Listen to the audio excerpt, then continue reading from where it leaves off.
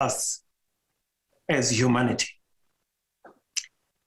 I apologize for having not been in a position to be with you earlier because of the exigencies of my office. We have exams of Form 4 being released today. We have kids reporting back to school today. And our hands in government are full.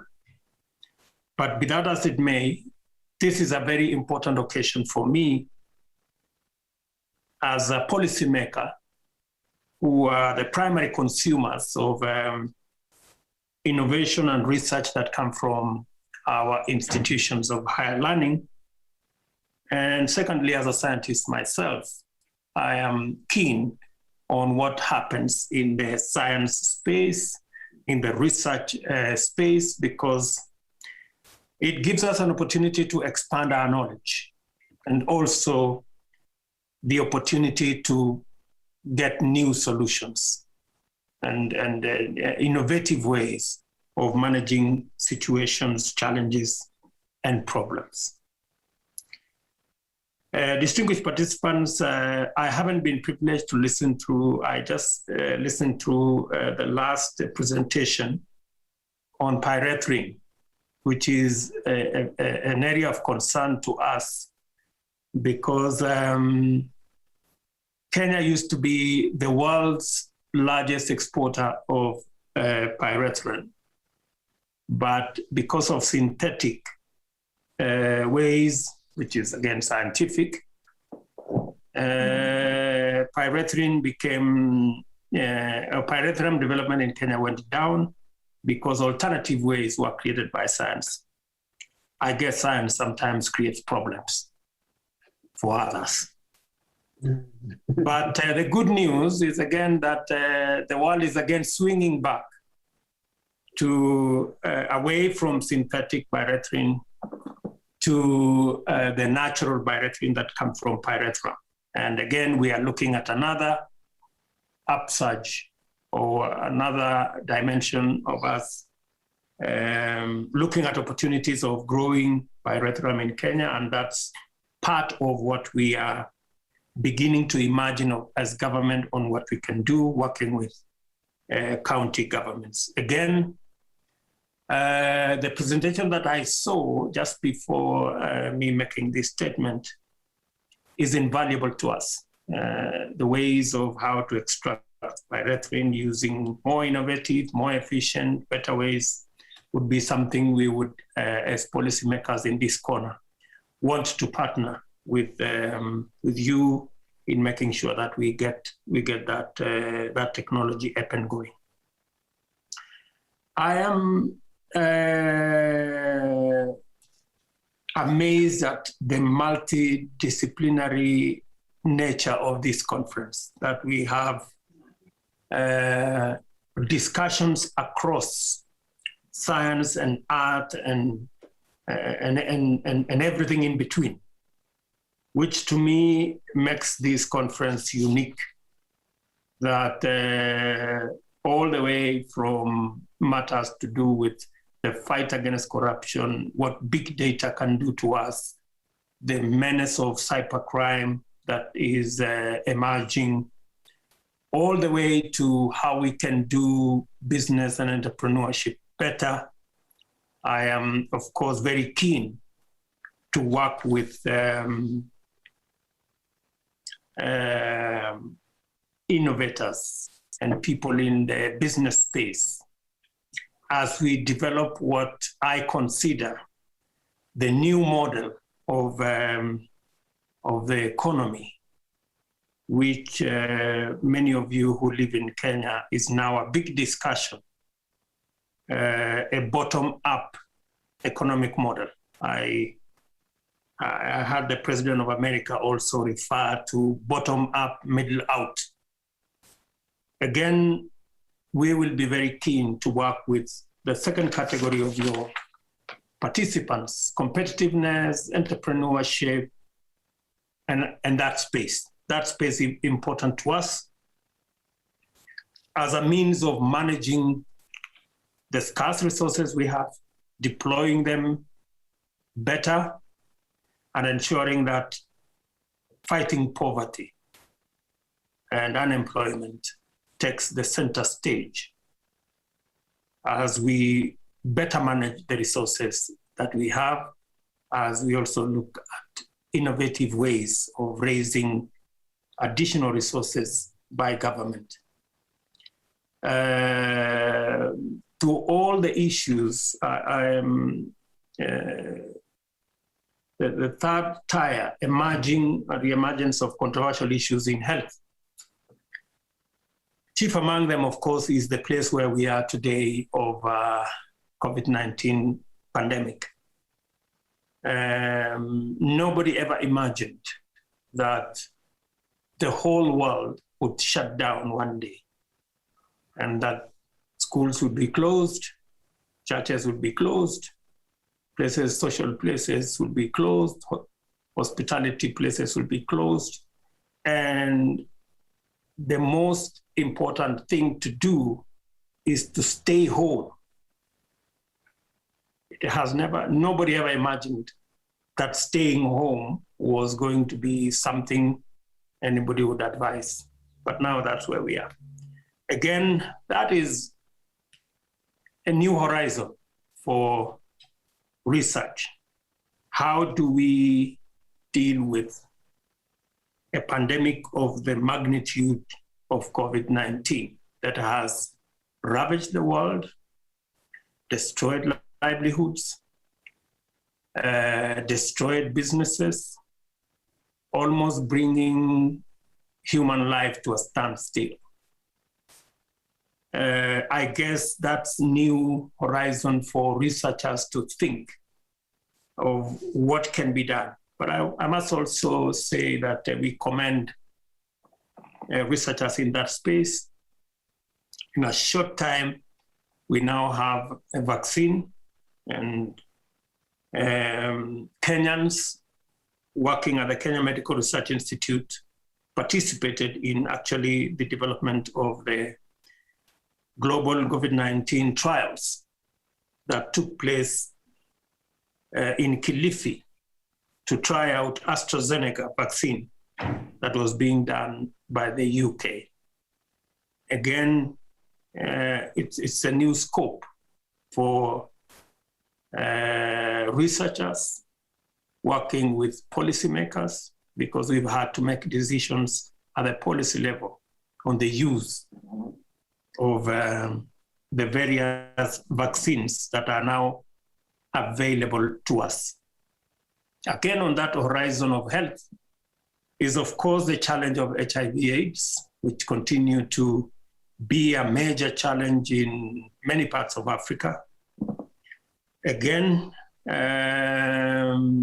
the challenge there is that researchers need to think. They need to look at, is there a possibility of us developing a vaccine? I am happy to note that we are now almost looking at the horizon of having a vaccine for malaria, which kills close to 400,000 people every year, and which has ravaged the earth for a very long time. The possibility that we could actually have a vaccine may be controversial, but I think it is something we are looking up to as policymakers, because it will drastically reduce our health budget, because we spend colossal amount of resources in managing malaria, the effects, the many children that die early, and the loss of human life that is occasioned by malaria. We are now faced, because of the COVID-19, with the challenge of mass testing, the instruments of mass testing, the technology.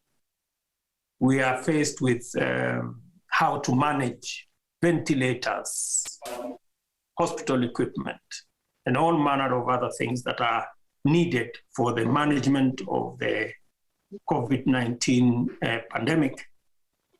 And of course, now that we have a couple of vaccines that have been developed in various parts of the world, how to roll out this. And this will be the single most important exercise any government must undertake at this point in time, is to ensure that every citizen is vaccinated. We have made efforts in that direction as government of Kenya. We're now close to 1 million people vaccinated. We still have quite a huge part of our population to be vaccinated, and plans are underway to ensure that the 15 or 16 million Kenyans that have not been vaccinated must be vaccinated. Of course, that comes with a huge deployment of budget resources, and it is the single most important thing that any government can do at this point in time, because it's the only and surest way of ensuring that we protect citizens from the ravages of the COVID-19 vaccine.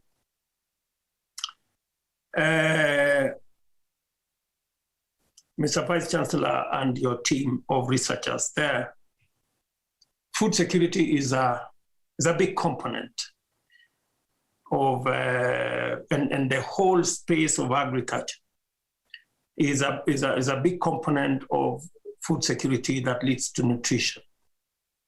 We're all aware that climate change is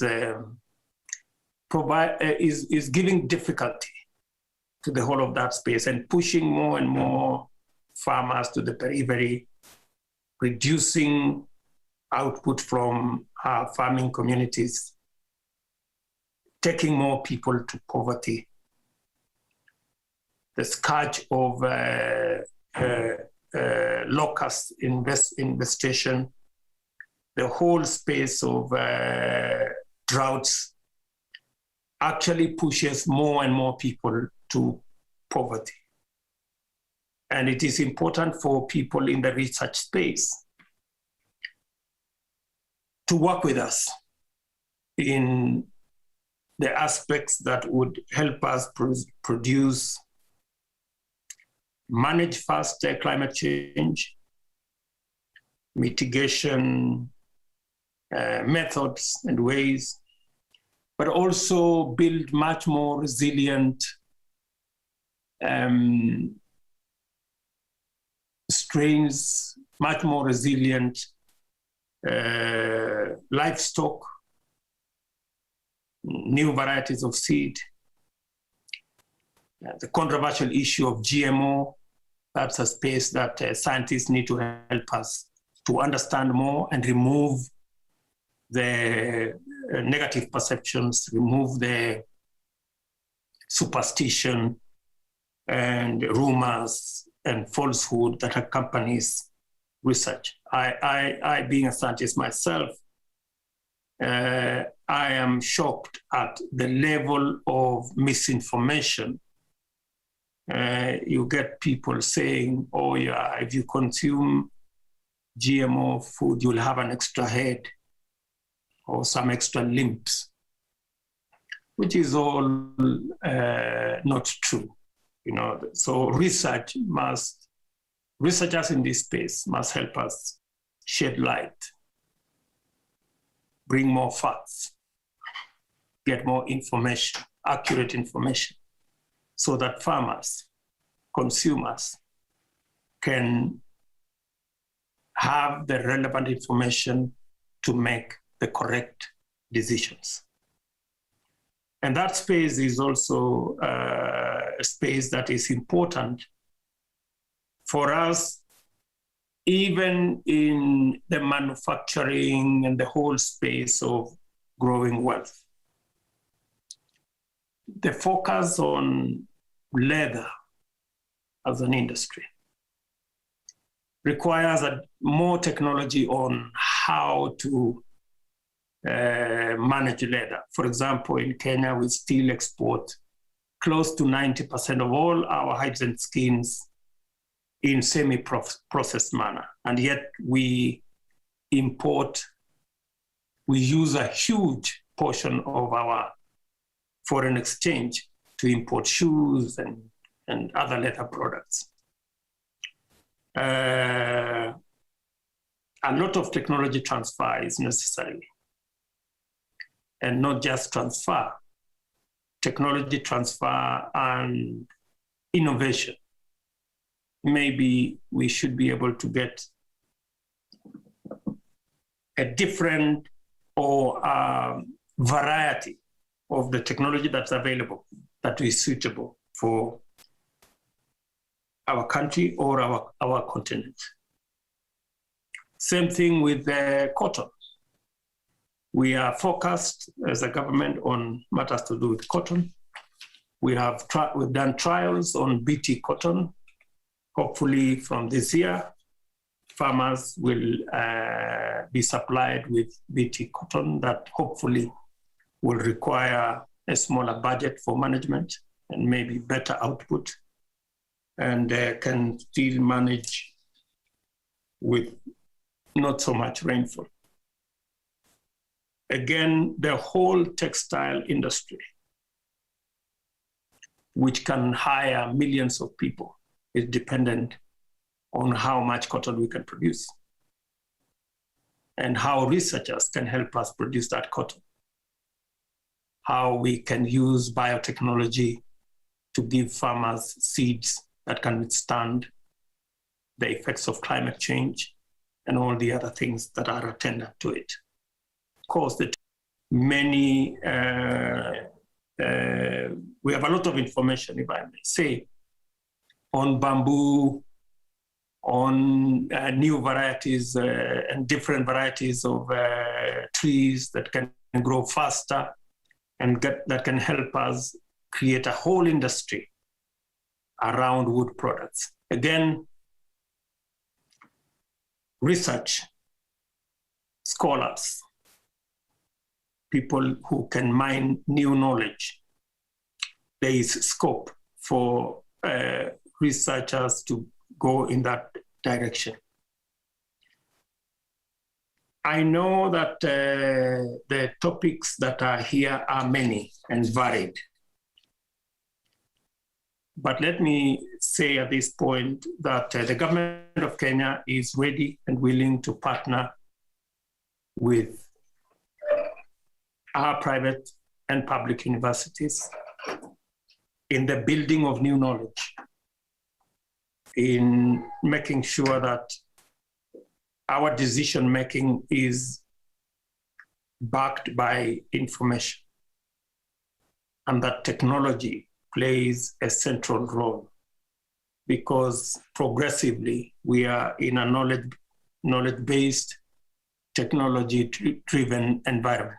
Therefore, it's important for us to leverage on our universities to help us with knowledge, create new knowledge, fashion new knowledge, make it much more user-friendly, and also relevant technology to make sure that we deploy the knowledge we have efficiently and effectively to manage the challenges that we have and to help us drive the development programs that we have as government and as society.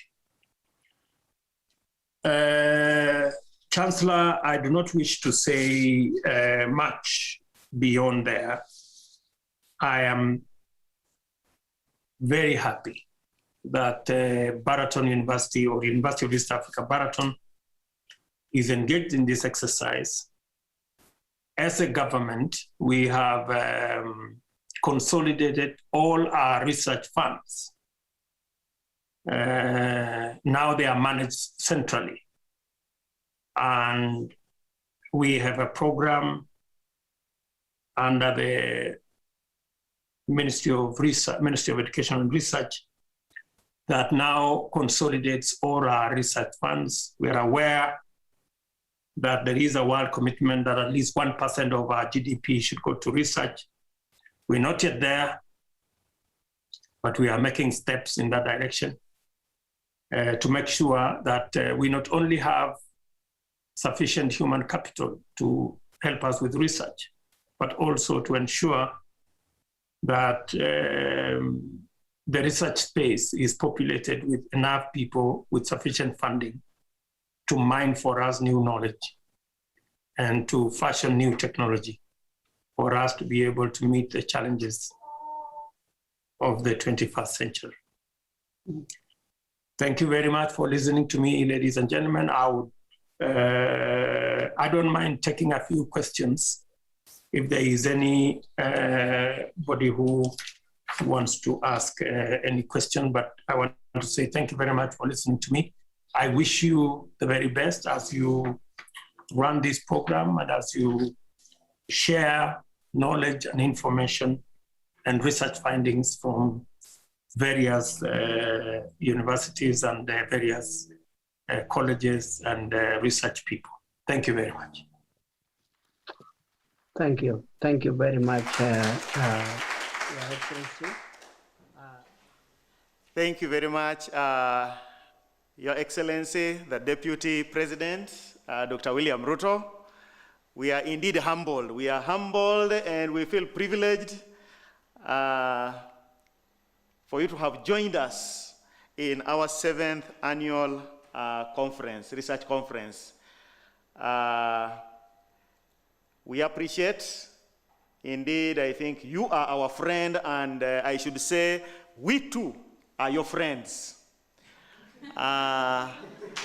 Maybe just before I make any further remarks, the Deputy President has requested if there are any questions, we can take 1 or 2 questions that he can respond to. Mr. Amula, 1. Who else has a question?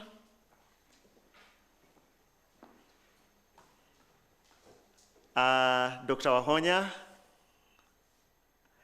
Okay, let's take them in that order. Mr. Amula, please fire your question. Thank you very much. I don't intend to fire it. Okay. Yes. Thank you very much, Your Excellency, the Vice President of our very beloved country, Kenya. My question is one. Research has shown that the translation of research findings into policy is a challenge, so much so that there's an entire discipline that has developed called implementation science, which is just geared towards studying the reasons why it takes so much time and effort to translate research findings into actionable, policy directives. And our concern, I think I would speak to for many researchers, is that for our nation here in Kenya, how do we sit in that respect? How confident are we that the research findings that we come up with as researchers can actually end up actually inform the policies of the government? Could you give us that assurance? That's my concern. Thank you. Thank you, Dr. Wahonya.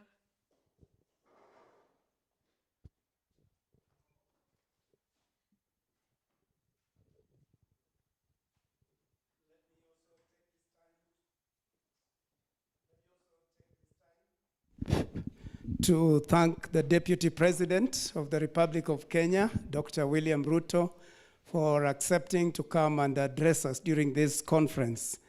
Now, the theme of our conference, as you have rightly seen, is exploring solutions to contemporary issues influencing the 21st century social fabric.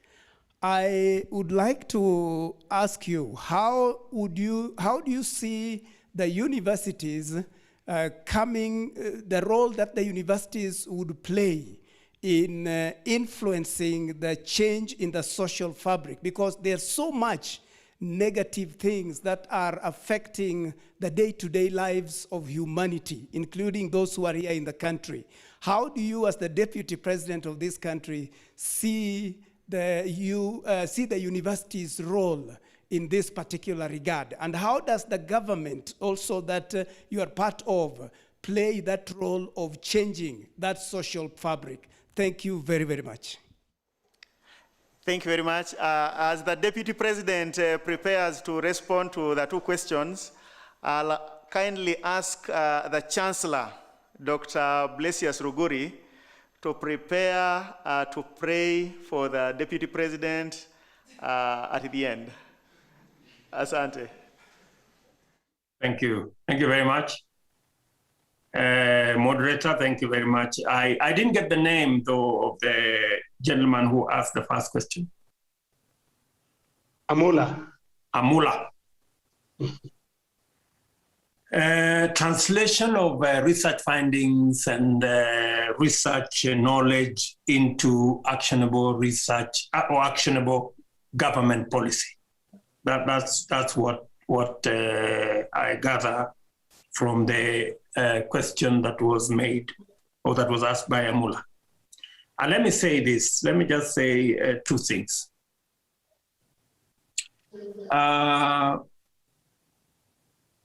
The uptake of research information is double-edged. Or let me put it, it depends on both the researcher on one end and the policymaker on the other. And the connection between research and policymaking is what we need to work on. Very many scientists, very many researchers, very many people who research around entrepreneurship, climate change, and all the aspects that would add value to us having better outcomes, whether it is in agriculture, whether it is in business, or in health, or in food production. A lot of these researchers have contempt for policymakers. Maybe I'm using a very strong word. Or they don't think much, if I may say, of policymakers. And I normally see it whenever you ask any professional to meet a politician, they are normally very skeptical. And they wrongly believe this narrative that has been weaved around for a long time, that politics is a dirty game, assuming that all politicians are not good people, if I may put it mildly that way. And therefore, it creates a disconnect between the policymakers and the researchers. There is need, ladies and gentlemen, and I know I am talking to scholars. There is need to demystify the politics and policymakers and bring them home so that they can be home with research information. And it is important just as much for policymakers like myself to step forward and look for information in the research space that can inform policy. It is equally important for researchers universities and other institutions that generate knowledge and research information to try their best to get it to the policy-making table. It works both ways. I think it's time, because most of the time, from where I sit, a lot of information, a lot of knowledge, a lot of research data goes to waste because there is a disconnect between the policymakers and the researchers. So what am I trying to say? I'm trying to say those of us in the policymaking space who also happen to participate, though minimally, in research, should be able to step forward and get research information. I have, for example, a team that works with me in formulating what should be the next economic dispensation. I still find that so many professionals are shy to step forward and volunteer their information or the knowledge they have so that we can use it as politicians to inform policymaking. I am urging the men and women seated in that conference and listening elsewhere to be at ease with those of us in the political class. We are not, sometimes, to use a sometimes people think that politicians are not very intelligent people. And therefore, there are some cases, maybe, but I think more and more very knowledgeable people are now in the policy-making space.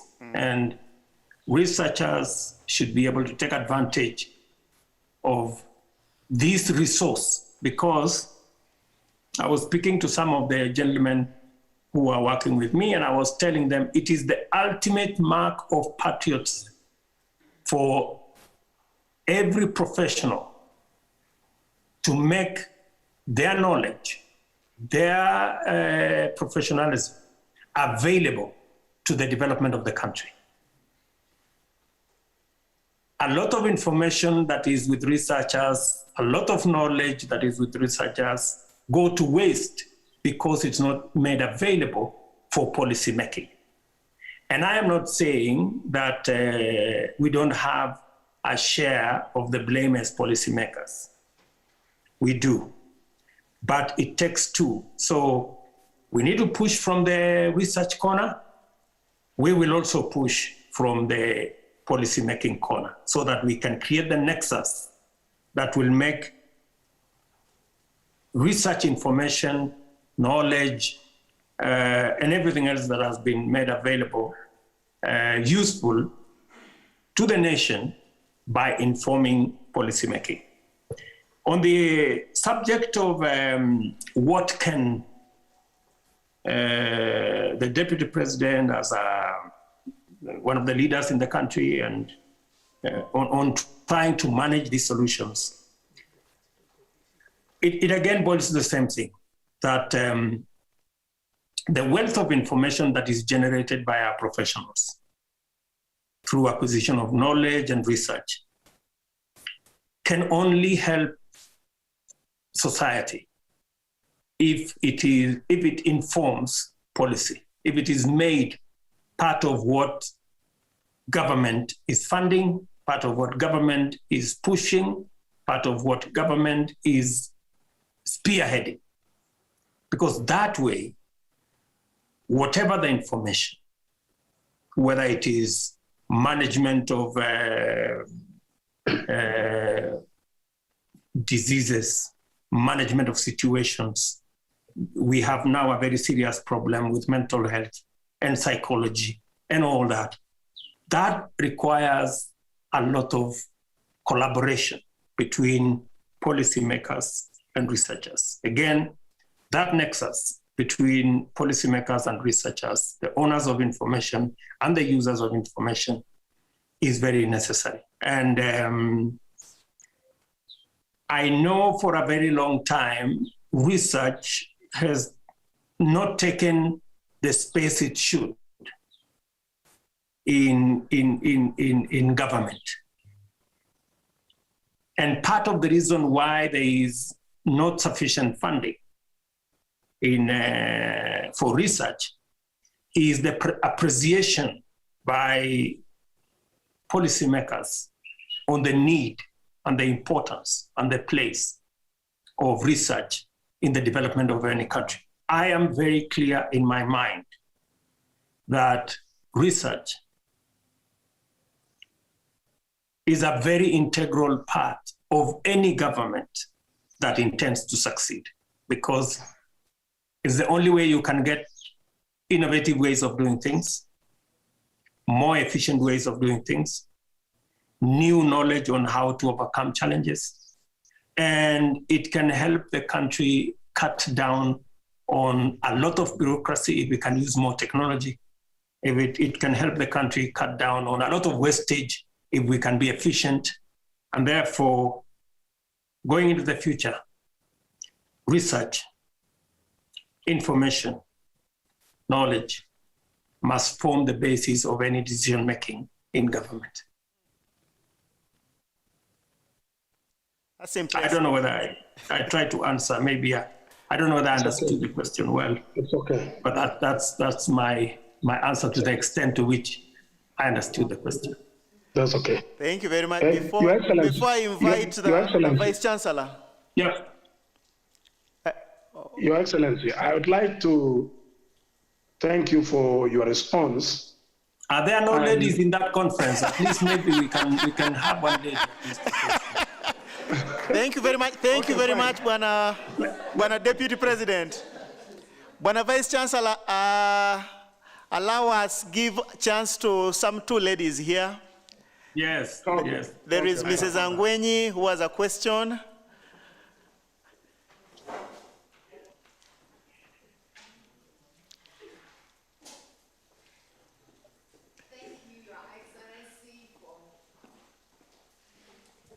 Thank you, Your Excellency, Mrs. Angwenyi is, the brother is your friend. Oh, okay. I think I know that. Yes. Thank you. I can't hear you, madam. Louder.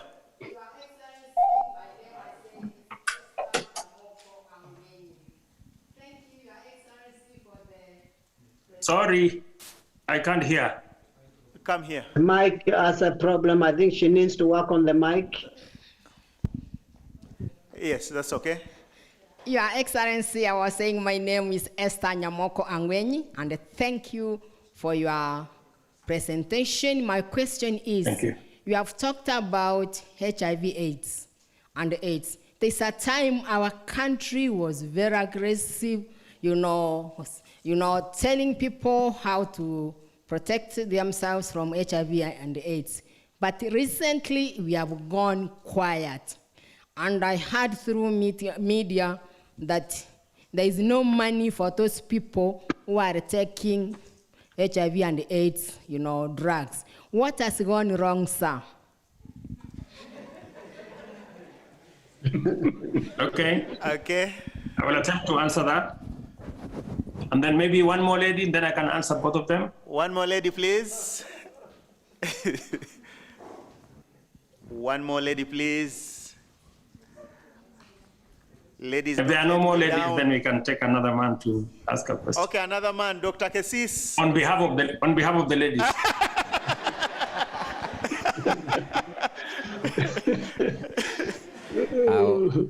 Hello. I will ask a question on behalf of the ladies. There's a lot of emphasis on science, science, science.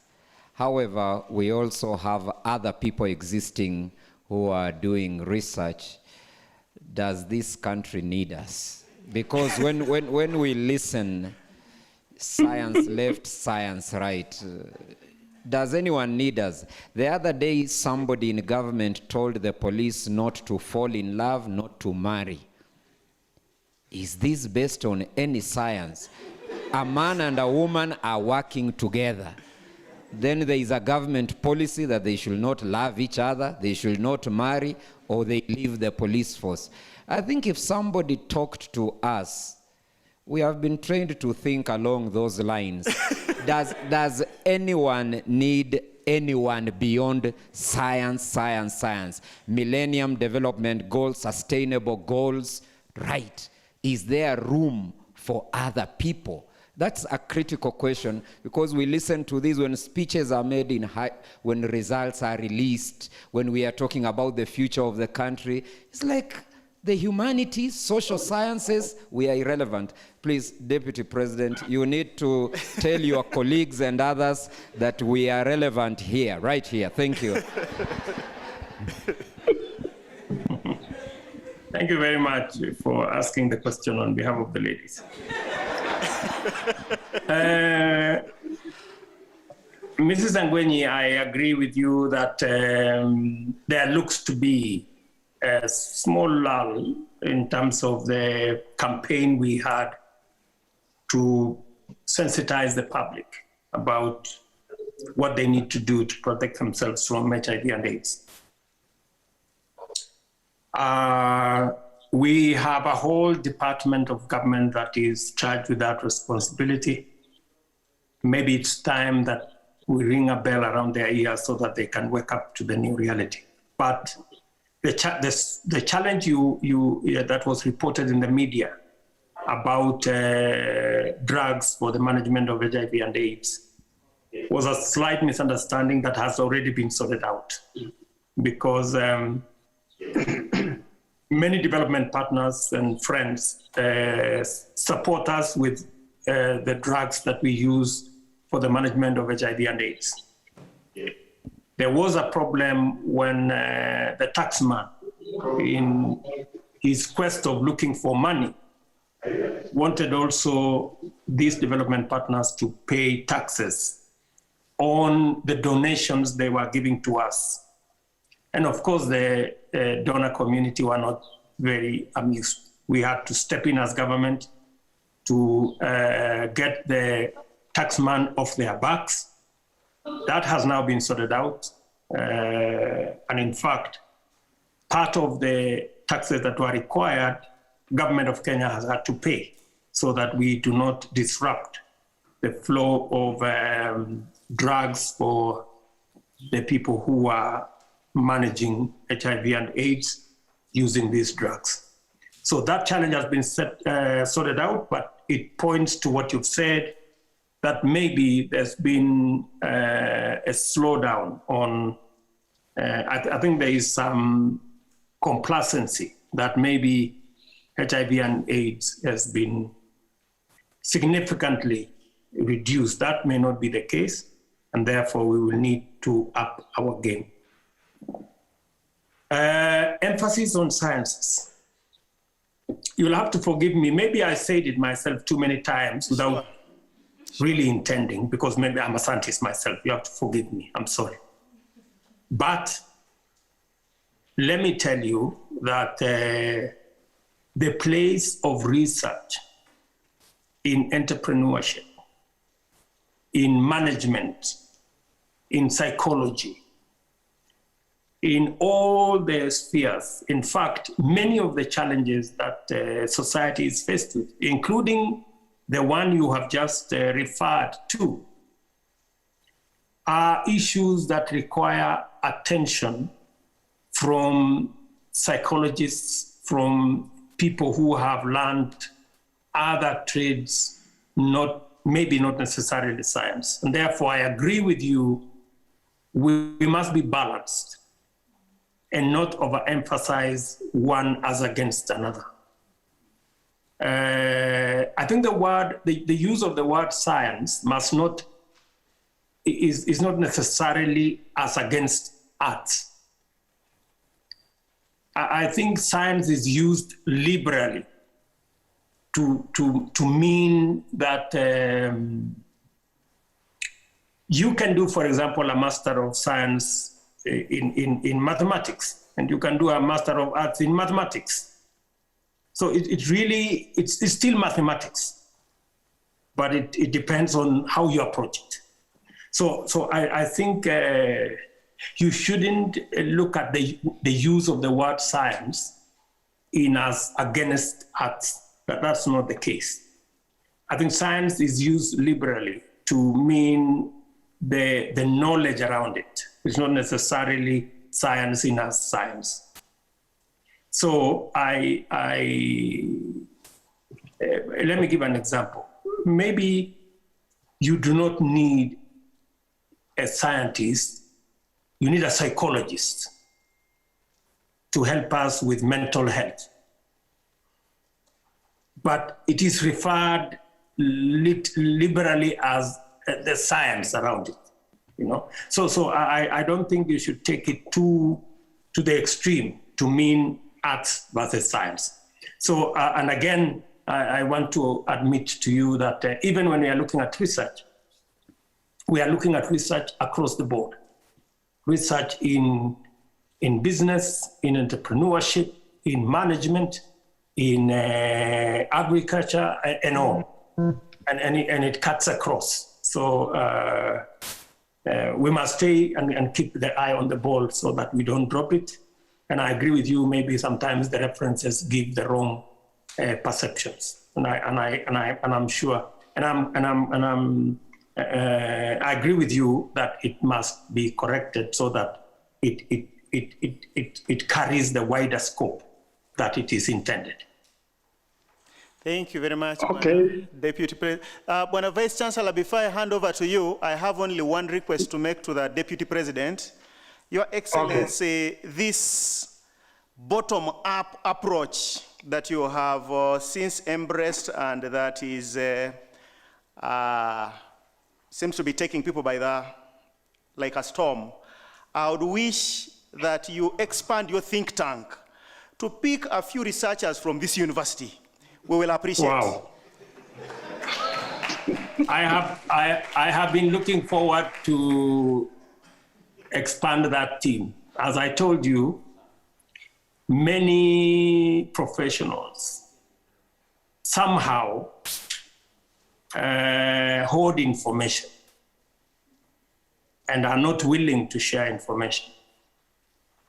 And I believe it is an act of patriotism to step forward as a professional and assist policymakers and politicians to fashion policy positions that will then become the basis of competition between the different policy positions. As I push the bottom-up approach or model of our economy, I'm looking forward to other people looking for alternatives so that we can compete. It is the only way, as a nation, we will force a competition about ideas and issues and not the one we are used to, competition around ethnicities and personalities. I would be very happy if I can get some men and women who are willing to step forward to work with me and to work with my team to assemble this bottom-up economic model that, in my opinion, I believe will not only pull the people at the bottom of the pyramid, but place them at the pedestal to be able to move up the economic model. They will also have the opportunity to pay taxes. They will also have the opportunity to contribute their energy, their talent, and their expertise in expanding our economy. So I will be very happy to, the Vice Chancellor has my contacts, and I will be very happy if I can get some patriotic Kenyans or citizens of this world who are willing to work with me in that space. Thank you very much. Another round of applause before the Vice Chancellor. Bwana VC, karibu. Asante sana. Thank you very much, Your Excellency, Deputy President, Dr. William Ruto. We appreciate your initiative and the presentation.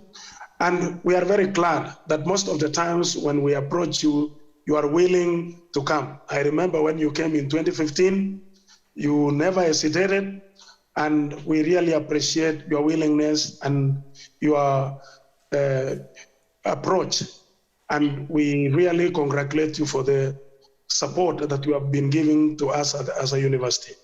On behalf of the university, I would like to congratulate you also on the engagement of your daughter, June. We want to say thank you. That was excellent. And I know the university is appreciating so much because it was a very colorful program. And we want to appreciate you and the way you organized everything. Congratulations. And we were really impressed. Again, Your Excellency, we are very much concerned and very happy as far as your economic model is concerned of bottom-up approach. It's a very impressive model. It reminds me of the previous model. They used to call it trickle-down effect. Now it is trickle-up effect with your model. Your model now is the trickle-up effect, and we have to forget the trickle-down effect. And this one, we want to say congratulations. It is a very good economic model, and we